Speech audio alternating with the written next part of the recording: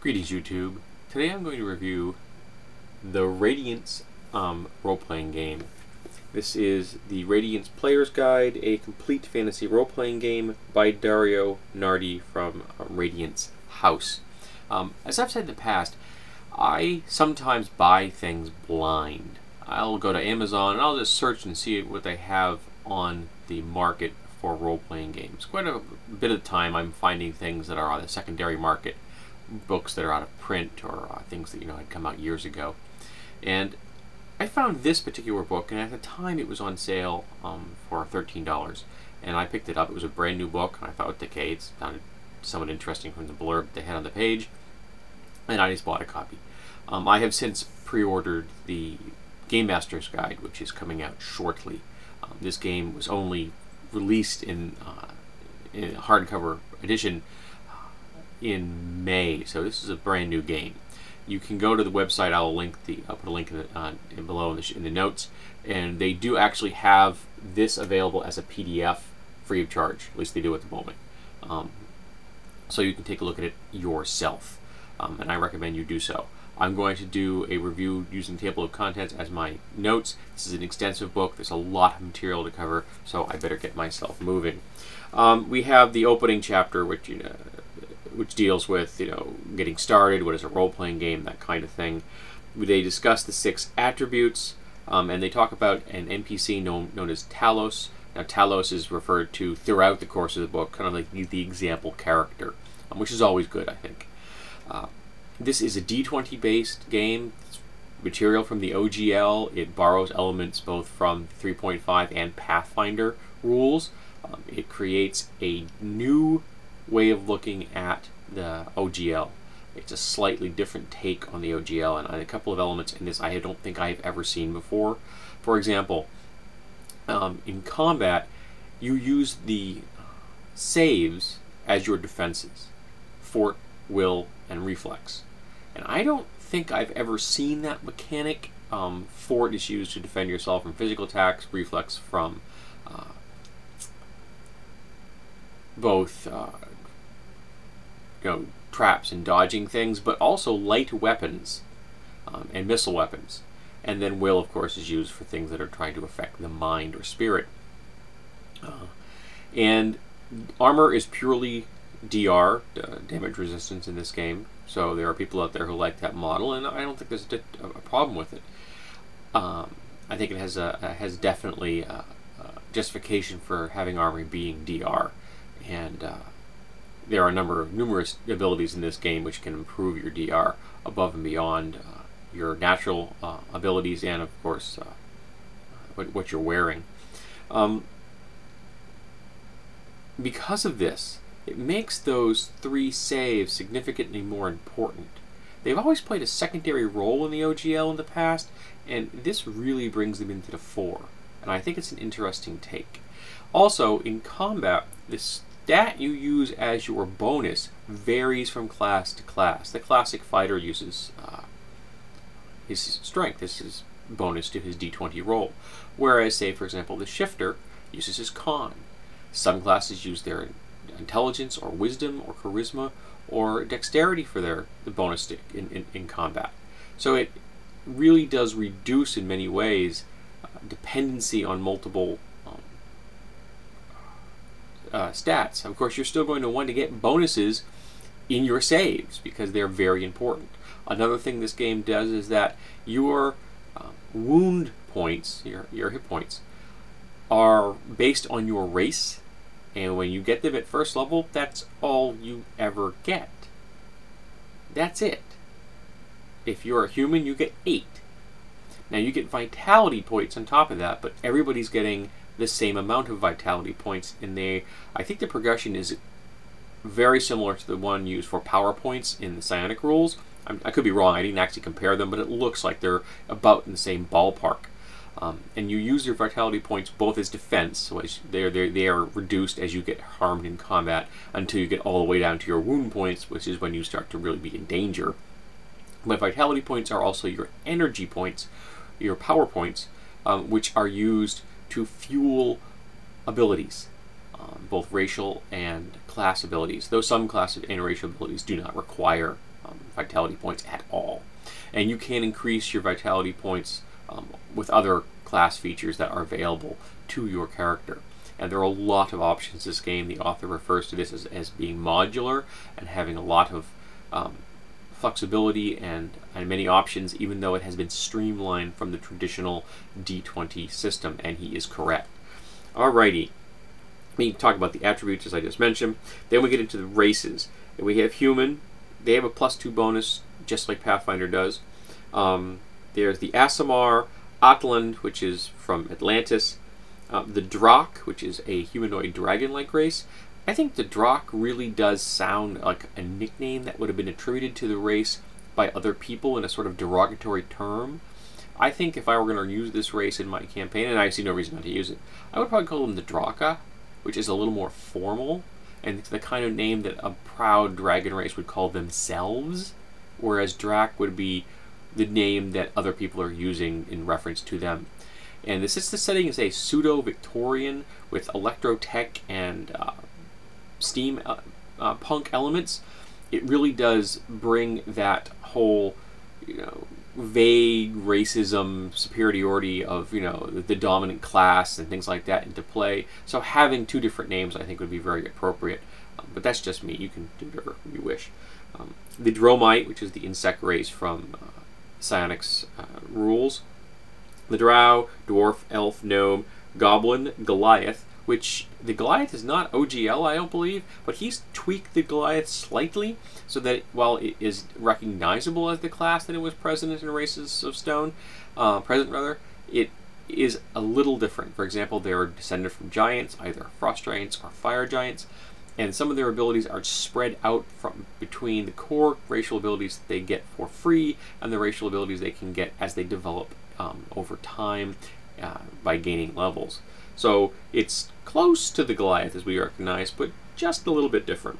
The Gripply, which is a small frog-like race, half-elf, half-orc, halflings, hobgoblins, and they spread out the hobgoblins' racial abilities.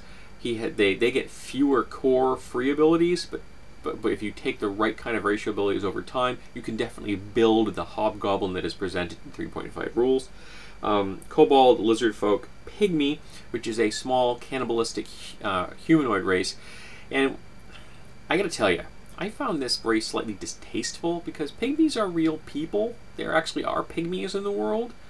And this race presents them as being a cannibalistic genetic species. This is what they do.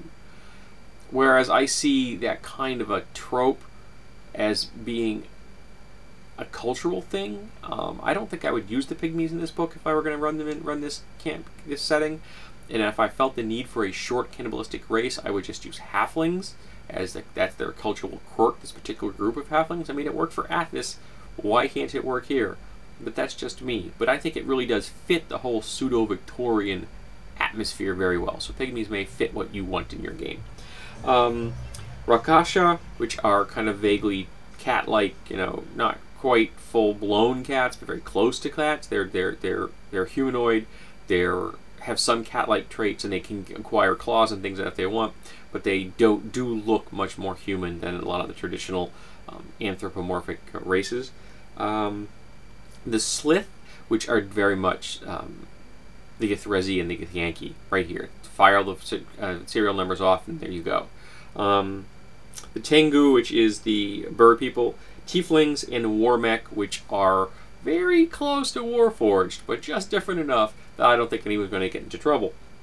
Interestingly, I didn't really find anything in this book that was specifically geared toward them. I thought it was interesting. I thought that there may have been more, but a lot of the technology could be adapted to them, of course, and I haven't looked at the GM's guide yet, so I don't know what's in there yet. As I said, I've pre-ordered it. It hasn't shipped yet. I think it ships next month, but I'm not positive. Then we go into classes, and as I said, the classes use different characteristics for combat, so that spreads things around, makes things a little different. Each class specifies which their core stat is. And you have Artificer, Barbarian, Bard, Blackguard, Cleric, Dhampir, which lets you play a vampire, essentially. Druid, Elementalist, which is all about using energy in combat. Fighter, Gallant, which is Don Quixote, a person with a quest. Light, flexible fighter kind of a theme.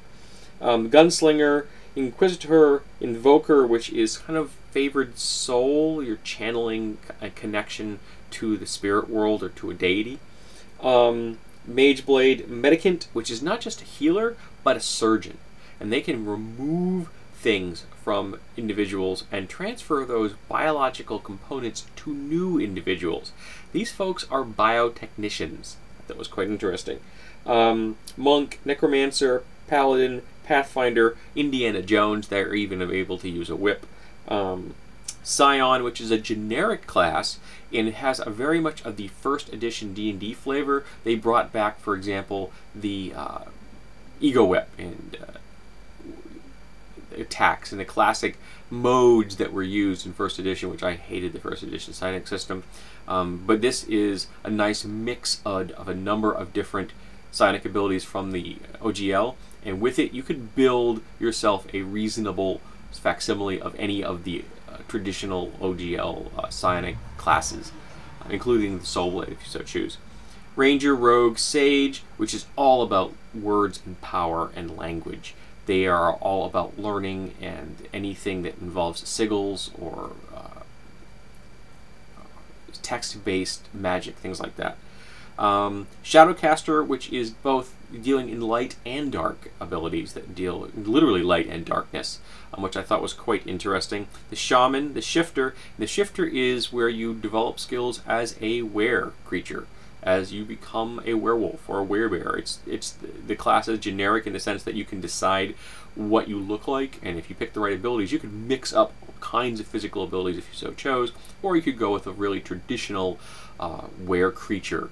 And this is what I wanted the Shifter race to be from Eberron, and it wasn't, and this gives you some huge and wonderful abilities as a shapeshifter. You still retain your humanoid shape, but if you take the right options over class levels, you end up with a creature at the highest levels when you're 15th, 16th level and up, where you can change into a humanoid were form that is huge. You get to be Godzilla or King Kong or a dire bear. This class has a lot of frontline capability. I was very pleased with this class. I thought it would be a perfect fit for a half-orc, a Goliath, or a dwarf, who all have bonuses to their cons. And it's a con-based class. Excellent presentation of a shifter. I would still like a class in the world that was true shapeshifters in the fact that they take all different kinds of animal forms, potentially monster forms at a higher level. But with the class structure in this, I think you could emulate that if you so choose, say, kind of mixing the druid and the shifter together a little bit. I think I could pull it off, and I think most competent GMs could as well. A sorcerer, warlock, witch, and wizard. Now the witch is very much a mind-influencing, charming character that not only uses magic to influence people's abilities, but they also use their relationship abilities, erotic arts, if you will, to influence and control other individuals and actually heal them from kissing them. I thought that was a nice take. And the warlock, I enjoyed his presentation because it was close enough to the one from the Complete Arcane to be familiar, but it was slightly different. I was a little disappointed that it's intrinsically an evil class. You have to be evil to play it, and a lot of the abilities are really keyed to demonic traits. That kind of bothered me because I prefer the warlock being much more generic, less alignment dependent, if you will. But I think you could tweak it if you wanted to, or you could keep the warlock as an NPC class because, for example, I don't run evil characters in games when it comes to traditional or close to D&D type style games. Now, all of the races and classes I have mentioned, they all have core abilities, but the core abilities are then augmented by the fact that over time you can pick up new abilities. And the abilities have 4 tiers: basic, intermediary, advanced, and paragon. Essentially, the author has taken the rogue trait characteristic from the OGL, where they pick up paragon tiered abilities over time, and applied that to every single class and the races. So by doing that, you can get rid of level advancement because you give fewer upfront abilities and you spread out the rest of the abilities over the levels, and people can take these racial abilities as they choose over time. So you could build the classic Drow from first edition, the D series modules, if you chose with this book. And you can pick up all kinds of interesting abilities, some which are free of charge, in the sense like dwarves have dark vision, and others which require you to expend vitality to use. For example, Drow can assume the form of a tiny, non-attacking spider, and every round they wish to do this, it takes vitality points. But you could be wonderful for infiltrating things, climbing, things like that.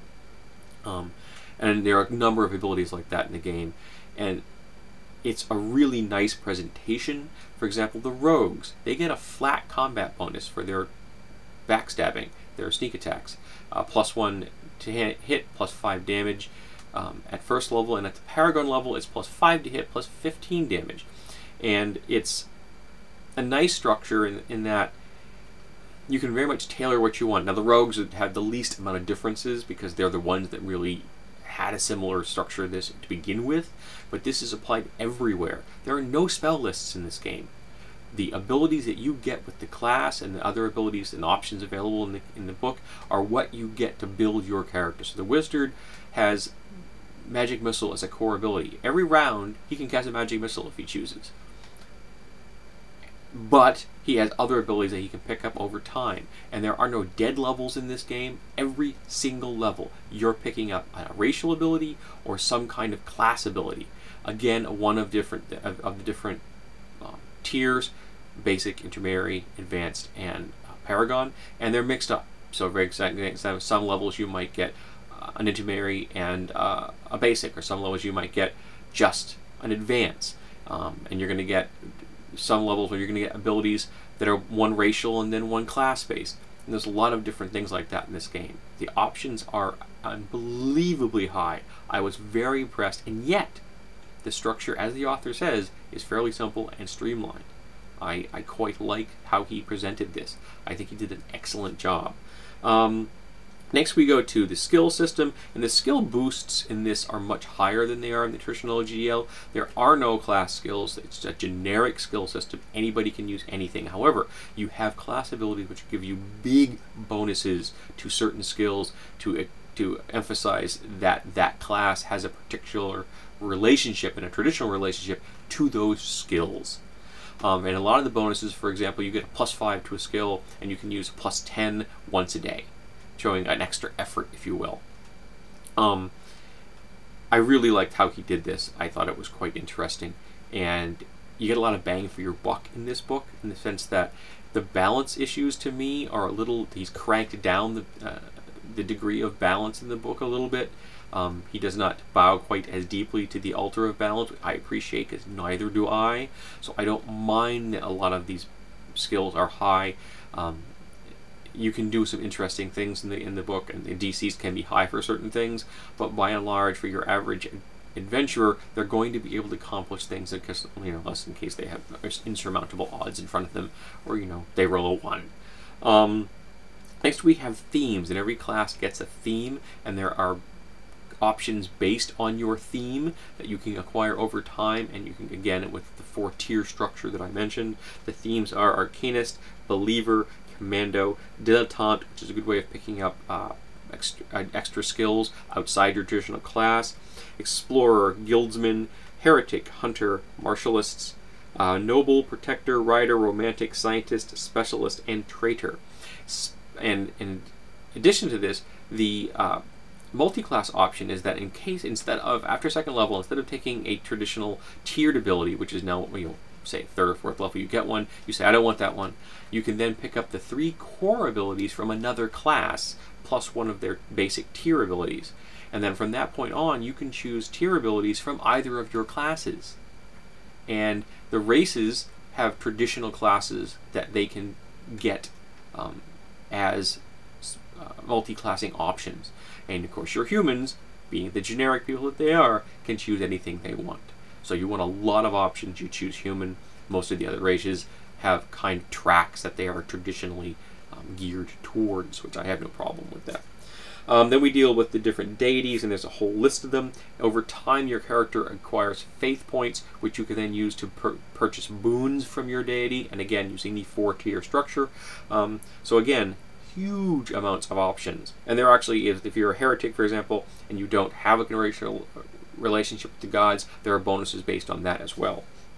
Then we get into the equipment guide, and then we get into electro-tech, again, that pseudo Verne kind of electrical powered technology, Nikola Tesla kind of feel to it, quite interesting.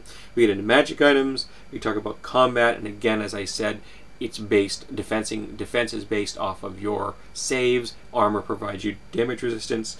Then we get into exploring, which is all about the basic rules for perception, movement, void travel. There is an astral plane, and there's space travel in this game if you so choose.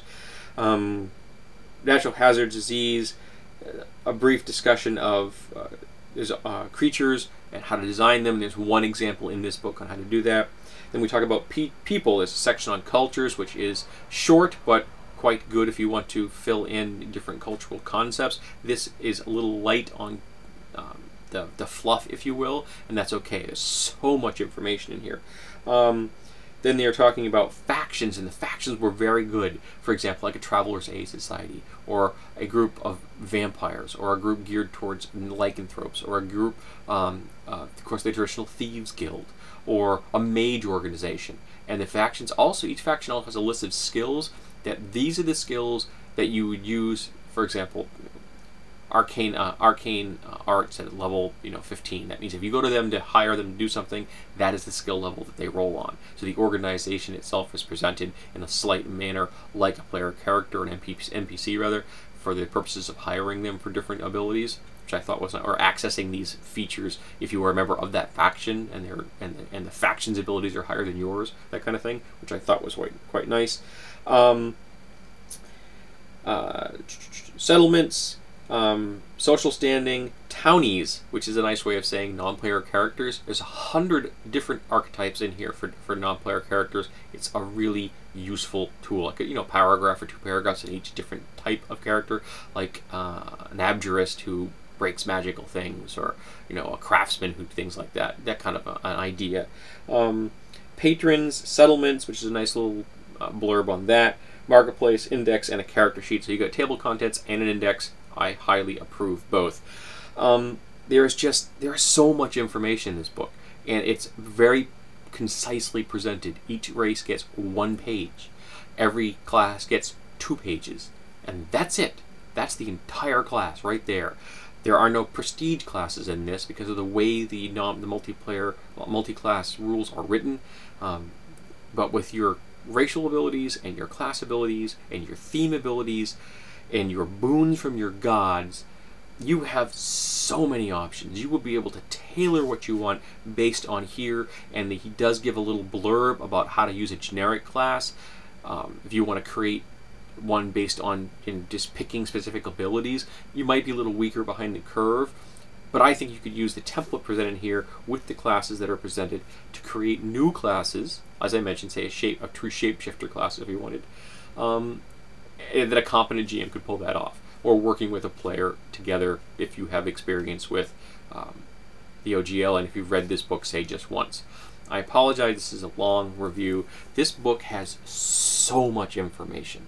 If you are interested at all in the OGL D20 system, Pathfinder, if you are interested in a pseudo-Victorian steampunk electro-tech kind of a setting, you need to go look at this book at the website. It's really well presented. He's asking for donations if you can take a copy, or you can just buy the hardcover like I did. And like I said, I've ordered the GM's Guide. I'm looking forward to it showing up. I was really profoundly impressed with this book.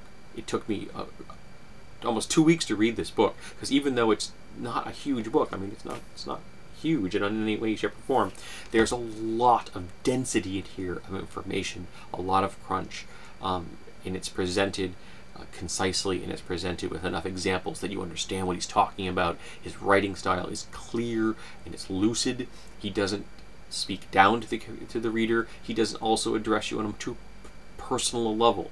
There are games that do that, which bothers me when the author really kind of talks to the person across the page from him and breaks that fourth wall. I think it shows a little lack of professionalism, in my opinion. This author does not do that. He presents this in a very clear way, and it was fun to read. The options, I mean, my head was swimming. I'm like, looking, I'm reading this, like, oh, I could do this and this and this, and this race would be perfect for this class. And when a book gets me into it, when a book has got me building multiple characters as I'm reading it, and I'm flipping back to check things that I read before, that's the sign of a game that's done its job. It's got me interested. It's got me thinking. It's got me wanting to play this. I want to play a half-orc werebear like nobody's business. You imagine that as a high-level half-orc werebear kind of a character, you get to turn into a huge werebear, a dire bear. That's awesome. So when something gets me excited like this, I applaud it. Mr. Nardi, you did an excellent job. I suggest everyone in the YouTube RPG Brigade get out there, get your hands on this, and give it a read. I do not think that it is possible for you to be disappointed.